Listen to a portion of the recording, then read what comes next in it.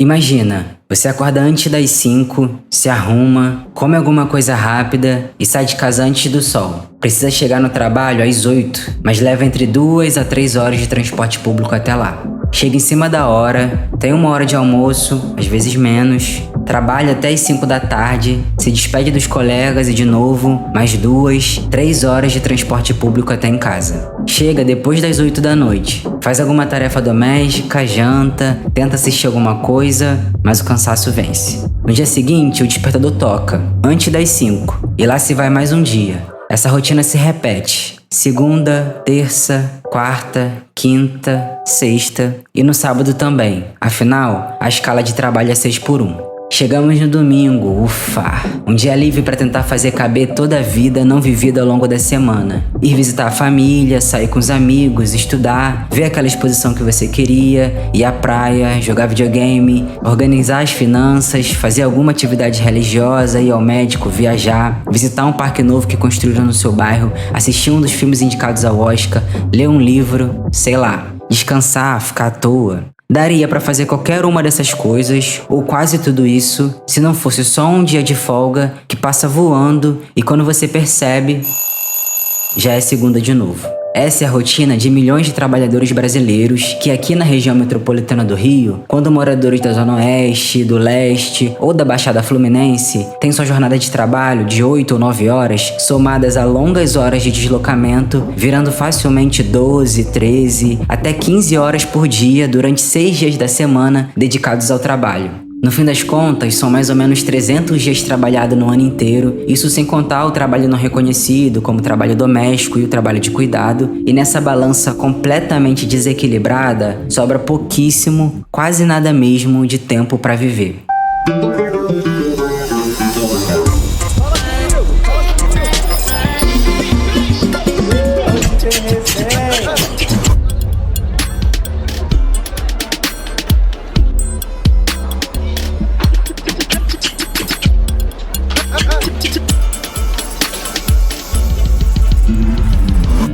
Estamos de volta no 4º ano do Próxima Estação, o podcast da Casa Fluminense. Eu sou o Karim Nuru, jornalista, pesquisador e roteirista desse programa. E no episódio de hoje a gente vai falar um pouco sobre tempo, ou melhor, sobre a falta dele na rotina de quem trabalha na escala 6x1. Vamos trocar uma ideia sobre trabalho, bem viver da população trabalhadora e sobre uma realidade que, para a maioria, custa literalmente uma vida. Para isso, eu convidei 2 pessoas para conversar com a gente sobre suas rotinas, o Anderson, que é trabalhador da escala 6x1, e a Paty, que já viveu essa realidade, mas hoje trabalha na escala 5x2. A ideia é entender um pouco de como que o tempo, o trabalho e a vida se organizam ou deixam de se organizar no atual modelo de trabalho formal do Brasil. Eu sou motorista de ônibus, né? Tenho uma rotina bastante cansativa de trabalho, porque trabalho 6 dias para folgar 1, e isso é um grande causador do cansaço na rotina e que afeta em tudo, do lazer à família. Tudo é afetado por essa jornada exaustiva e sem muito intervalo para descanso e lazer. Esse é o Anderson, morador de Guaratiba, na zona oeste do Rio, e apesar de ser motorista de ônibus, um dos maiores entraves da sua rotina são os transportes públicos. É o Anderson que garante que milhares de outros trabalhadores consigam chegar nos seus empregos todos os dias, às 8, 9 da manhã, e para isso, enquanto muita gente ainda está acordando, ele já está na rua em deslocamento. O horário que eu trabalho, eu não tenho condução para chegar até o meu trabalho. Como eu possuo veículo próprio, então eu sou obrigado a utilizá-lo para que eu consiga chegar no horário na empresa. Caso contrário, eu não conseguiria trabalhar no horário que eu trabalho, que pioraria muito mais a jornada, porque eu teria que começar a trabalhar mais tarde e automaticamente largar no trabalho mais tarde também. E isso me prejudicaria mais até do que da forma que eu pego muito cedo e largo um pouco cedo também, vamos dizer assim, com a jornada de 7 horas de trabalho, mas também acordo muito cedo, né? O dia dele começa antes do sol. Às 3 da manhã, o Anderson já está em deslocamento, em uma rotina de 7 horas por dia de trabalho, mais de 1 hora de trânsito em 6 dias da semana, além de viver o contratempo de precisar trocar o dia pela noite. Mas o maior problema não é só o cansaço ou ter mais tempo para dormir. Quando a gente pontua sobre jornadas exaustivas de trabalho, a gente está falando também sobre tudo aquilo que fica de fora porque não cabe na rotina. Os almoços em família, tempo com os amigos, a ida naquela consulta médica, estudar. Se você não vive esse modelo de trabalho, provavelmente conhece alguém que vive. Alguém que não tem outra escolha se não dividir a rotina entre trabalhar muito e viver pouco. A rotina de trabalho, ela não permite com que eu tenha o autocuidado, tanto física como mentalmente, que eu gostaria de ter, porque da semana inteira nós trabalhamos 90% da semana. Então, não há a possibilidade de você conciliar lazer, os afazeres, estudos. É uma matemática que não tem como fechar, porque você precisa sempre estar escolhendo o que você vai preferir fazer. Vai sempre estar deixando alguma coisa de fora do seu dia, porque simplesmente não dá tempo. Então acaba que o autocuidado, tanto físico e mental, é o que eu posso, não deveria, mas é o que eu posso abrir mão para que eu consiga continuar e fazer tudo o que eu preciso fazer. Então acaba que isso afeta na saúde, mas é o que tem como se fazer. No único dia de folga que eu tenho, eu costumo apenas descansar, porque no dia seguinte começa tudo novamente, e aí vão vir mais 6 dias. Então, mesmo que eu tente algum lazer, fica muito difícil, é muito difícil. E você fazer um lazer que você vai acabar descansando menos, você vai acabar se cansando mais e ter um espaço mais curto para descansar, porque para aguentar a semana novamente. Então, nos meus dias de folga, eles são exclusivamente para tentar descansar, para ver se aguento mais 6 dias seguidos novamente. A realidade do Anderson não é isolada, é só você conversar com seu vizinho, seus pais, o porteiro do seu prédio, segurança do seu shopping favorito, o vendedor. Se a gente parar pra pensar um pouco, é meio absurdo que o trabalhador não tenha tempo para realizar uma consulta médica, nem que seja para avaliar sua saúde e condições de trabalho, ou que não consiga se dedicar aos estudos para melhorar suas capacitações profissionais. Nesse cenário, é evidente que, mesmo não sabendo como é possível, a maioria dos trabalhadores gostariam de ter mais tempo para viver a vida além do trabalho. Uma pesquisa publicada pelo Datafolha em março de 2026 aponta que 71% dos trabalhadores brasileiros são favoráveis ao fim da escala 6x1. Essa é uma aprovação crescente entre a população. Ano após ano, o diálogo sobre o fim da escala 6x1 cresce e o favoritismo pela implementação dessa medida também. Mais descanso, mais tempo de lazer, mais cuidado com a saúde, mais possibilidade de estudo. Tudo isso, de fato, pode impactar em um profissional mais dedicado à rotina de trabalho. Mas não é só sobre trabalhar menos e ser mais produtivo. É também sobre viver melhor, ter uma população com mais saúde.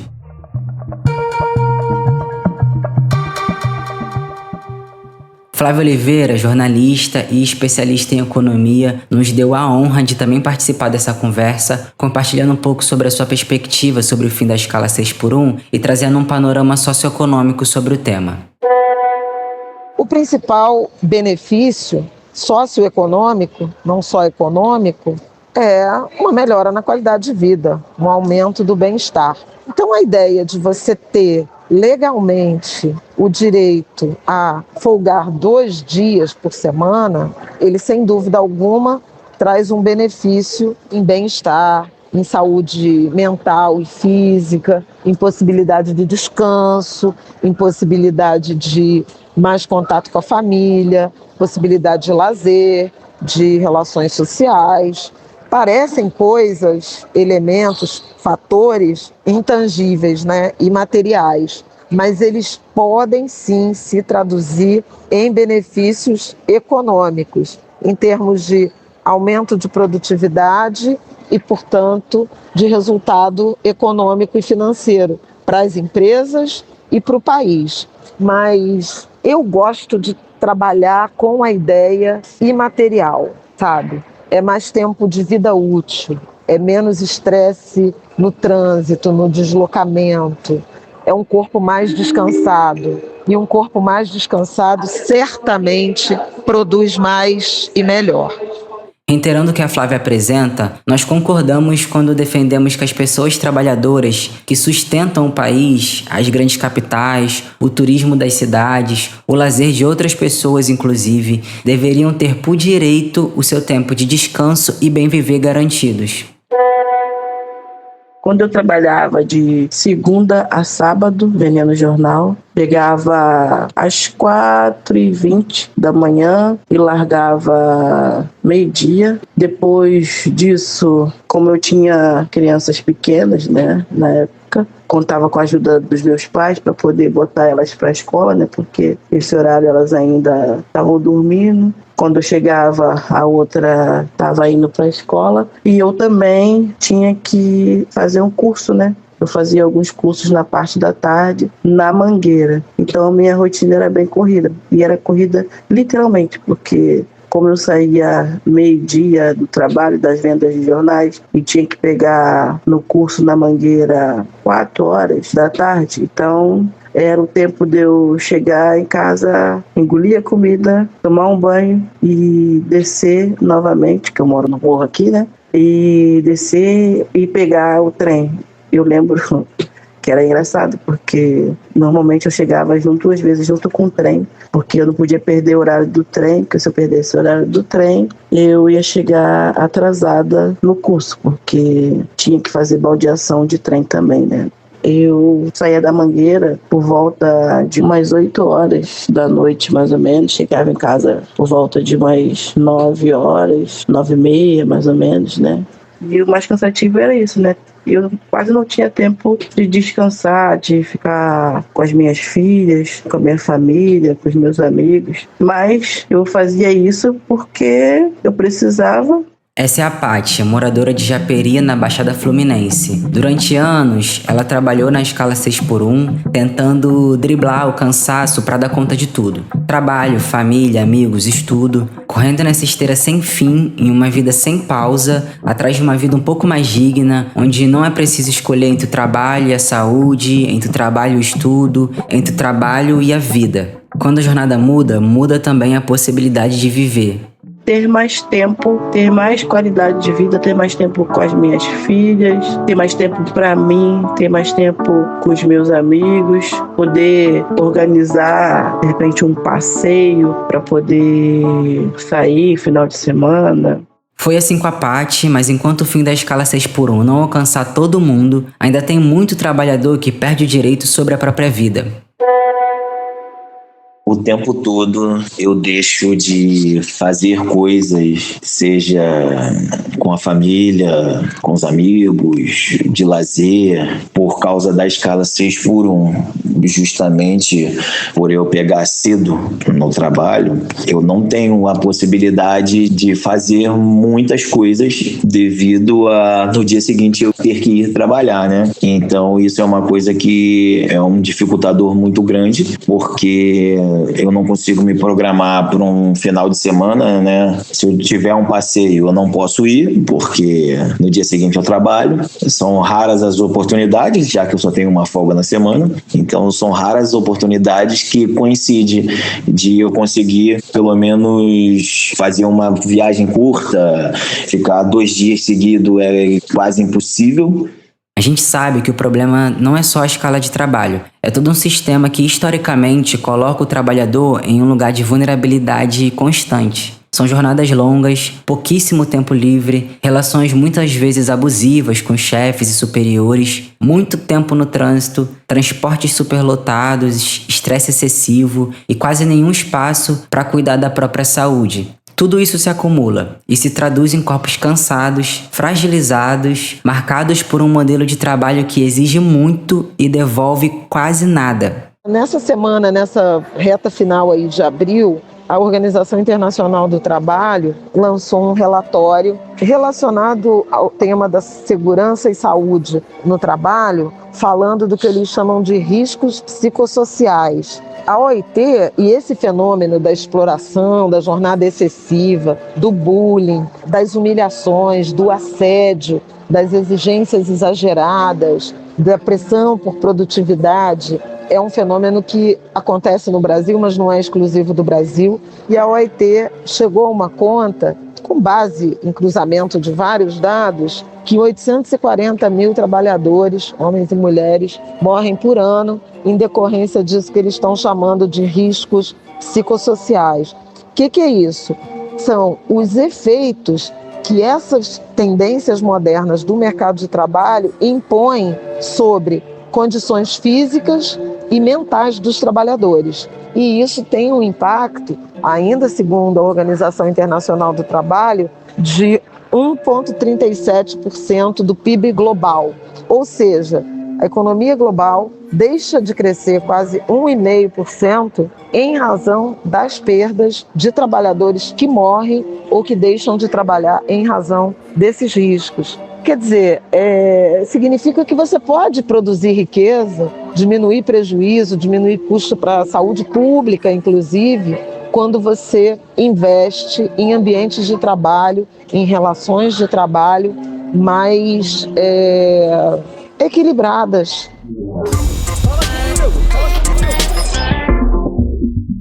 Desde o início desse ano, de 2026, a gente tem acompanhado um debate ainda mais forte que ganhou escala nacional sobre o fim ou não da jornada de trabalho 6x1. Apesar de não ser um assunto novo, nesse mês de abril, as movimentações em torno desse tema tornaram tudo mais intenso. E não é por menos. Além do fato da gente estar em um ano eleitoral que intensifica os debates políticos, esse é de fato um tema urgente que a gente já devia ter aprofundado e avançado em melhores políticas trabalhistas há muito tempo.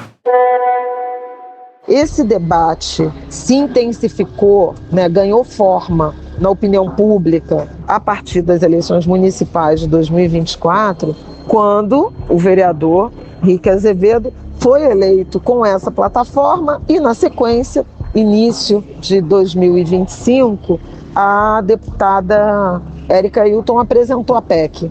Naquele momento, o debate foi interditado dentro do próprio governo. O próprio ministro do Trabalho disse isso, se postou contra a mudança na Constituição. No entanto, essa agenda foi abraçada pelo trabalhador brasileiro e, digo mais, pelas trabalhadoras brasileiras. Essa agenda é de intenso interesse das mulheres já submetidas à dupla jornada, mas também porque mulheres são fartamente empregadas nos setores de comércio, de serviço, que são os setores mais sujeitos a essa escala 6x1. Com a proximidade do ano eleitoral, essa agenda acabou sendo abraçada pelo governo. Então, hoje, a gente tem o presidente da República falando sobre isso, participando do debate, defendendo isso e, ao mesmo tempo, apresentando proposta, quer dizer, levando adiante um debate que, um ano atrás, nem o próprio governo estava entusiasmado em estimular.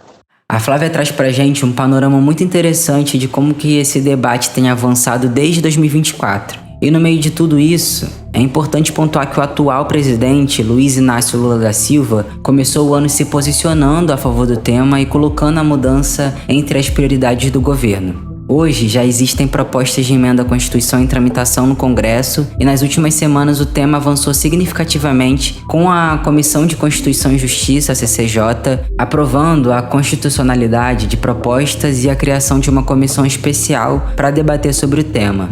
Essa discussão que a gente está vendo ganhar força não começou agora. A proposta mais antiga relacionada à escala de trabalho que tramita no Congresso é a PEC 148 de 2015, de autoria do senador Paulo Paim, que prevê redução da jornada de trabalho de 44 para 36 horas semanais a partir de uma mudança gradual de 4 anos. Mas, entre as propostas que estão nos holofotes nesse momento, se destaca a PEC 221/2019, de autoria do deputado federal Reginaldo Lopes, e a PEC 8/2025, da deputada Érica Hilton. As duas propostas propõem a redução da jornada semanal de trabalho para 36 horas, e a principal diferença entre elas está na forma de implementação. A proposta da Érica já avança ao sugerir uma reorganização da semana de trabalho em um modelo 4x3, ou seja, 4 dias de trabalho e 3 de descanso, com a implementação prevista para cerca de 1 ano após a aprovação, enquanto a proposta do Reginaldo prevê uma transição gradual, não fixa dias de trabalho, então abre espaço para acordos, e prevê uma redução de jornada acontecendo ao longo de até 10 anos.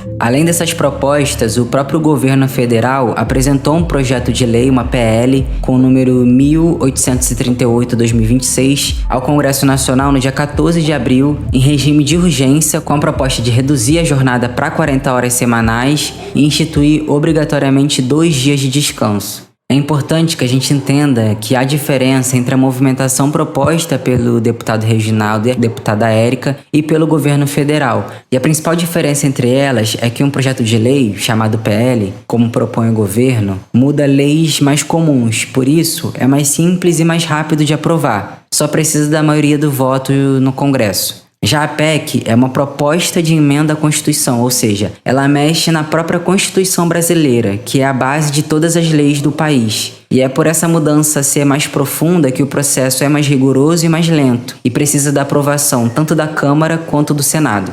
Os projetos que estão em tramitação no Congresso, eles são de previsão de 40 horas semanais, 36 horas semanais, e a viabilização de uma jornada 5x2. São projetos de emenda constitucional. O presidente da Câmara, Hugo Mota, já anunciou que prefere esse modelo, inclusive com a formação de comissão especial para debater o assunto, o que sugere uma tramitação mais longa. O governo, ao longo do mês de abril, apresentou o seu próprio projeto de lei pedindo urgência na tramitação, com uma proposta de 40 horas semanais, o que viabilizaria também a jornada de 5x2, a semana de 5x2, e uma aplicação imediata, enquanto proposta em tramitação no Congresso prevê até 10 anos de transição, o que é uma infinidade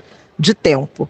Além da organização política sobre o tema, movimentos sociais como Vida Além do Trabalho, idealizado pelo atual vereador do Rio de Janeiro, Rick Azevedo, vem construindo essa pauta há pelo menos 3 anos, antes mesmo dele ocupar um cargo institucional. Hoje, o que a gente vê é um cenário de disputa. De um lado, uma parcela significativa do empresariado contrária ao fim da escala 6x1, e do outro, uma maioria da sociedade civil que apoia a mudança. Vivendo um contexto político democrático, onde a gente pode colocar nossas opiniões, mesmo que sejam contrárias, nesse debate é claro que isso não seria diferente. O que acompanhamos agora é um cabo de guerra, onde a classe trabalhadora, parte do corpo político, militantes, sociedade civil tem lutado para que o trabalhador tenha mais dignidade, e do outro, uma parcela que se beneficia com uma mão de obra precarizada que fica contra esse avanço. E no meio disso tudo, alguns trabalhadores que ainda não enxergam a proposta com insegurança, a partir de uma ideia gerada por fake news ou pesquisas não fundamentadas, de que o fim da escala poderia gerar redução de salário, desemprego.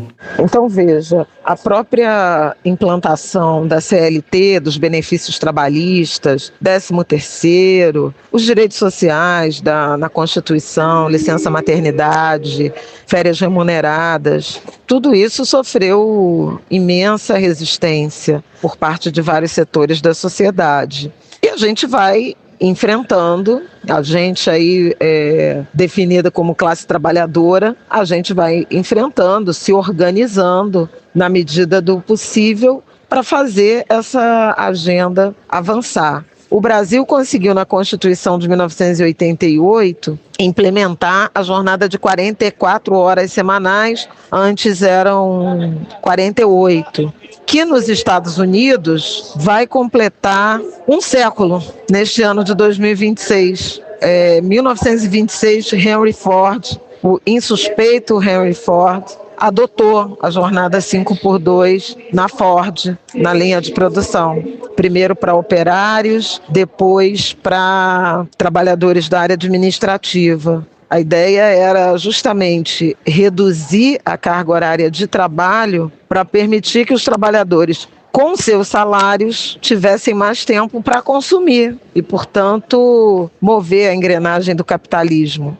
Nós também tivemos a oportunidade de trocar mensagens com o Rick, onde ele compartilhou alguns pontos muito importantes sobre esse momento. Segundo ele, abre aspas, o que antes era um incômodo silencioso passou a ser debatido nas ruas, nas redes e dentro das instituições. Quando o debate cresce, cresce também a possibilidade de transformação concreta. O fim da escala 6x1 deixou de ser um assunto restrito ao chão da loja e passou a ser uma questão de projeto de país. Existe uma cultura muito arraigada no Brasil de que o valor da pessoa está ligado ao quanto ela suporta de desgaste. Muitos foram ensinados a acreditar que descanso é privilégio ou fraqueza. Romper com essa lógica gera estranhamento porque mexe com crenças profundas sobre mérito, sacrifício e sobrevivência. O desafio é mostrar que trabalhar melhor não significa produzir menos, mas viver com mais dignidade.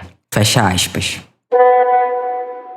Eu acredito que as empresas precisam se adequar com essa escala 5x2. Não só a questão de se adequar, que as empresas precisam se adequar, mas eu acredito que isso também vai dar novas oportunidades de trabalho, no sentido, vai abrir mais vagas de trabalho para outras pessoas com escalas diferentes, no sentido, se hoje alguém trabalha de segunda a sexta, de repente pode ter alguém que vai trabalhar de segunda a sábado, vai ter outro, de repente, que vai trabalhar de quarta a domingo. Então, eu acredito que não há o que temer pelo fim da escala 6x1. Eu acredito que no fim da escala 6x1 vai existir a oportunidade de abrir mais oportunidades de trabalho. Hoje a gente ainda vê um debate atravessado por resistência. A ideia enraizada de que o valor de uma pessoa está diretamente ligado à quantidade de trabalho que ela produz e o argumento de que reduzir a jornada poderia prejudicar a economia brasileira. Mas essa relação não é tão simples quanto parece.